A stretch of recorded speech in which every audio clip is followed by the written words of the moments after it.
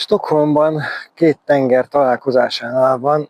az úgynevezett Slussen nevű központ, amin az új híd is átível, ami ugye annak ellenére, hogy Svédország egy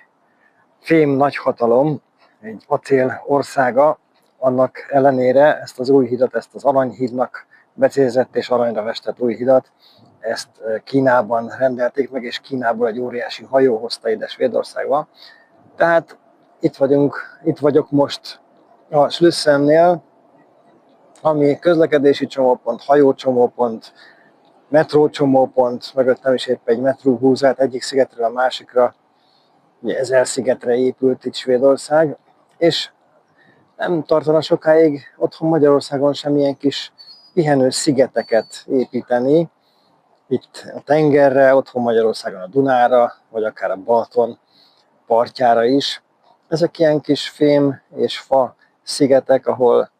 mint látható a kis képen, ahol ki lehet ülni, és így lehet élvezni a napsütéses időt itt Stockholmban. Igaz, ez ritkább, mint az esős, burult, párás, szemerkélős esős idő, de ez az idő is van, és így tavasz közepén, március végén, április elején nagyon kellemes időben lehet élvezni a városi panorámát, a hajókat, lehet pihenni, aki távolról dolgozik, irodából, home office-ból dolgozik, akár ide is kiülhet, és lehet csodálkozni azon, hogy a svéd emberek többsége sokkal könnyebben szakad ki az irodai vagy az otthoni környezetből, és sokkal könnyebben ül ki egy ilyen kis enyhén lengő, lebegő kis szigetre, vagy akár kint a parton is vannak ugyanilyen napozó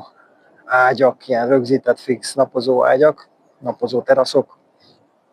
Hát ez is egy svéd sajátosság, mint hogy nagyon sok minden svéd sajátosság, ami itt hétköznapi dolog, de hogyha belegondolok, én még csak 14 éve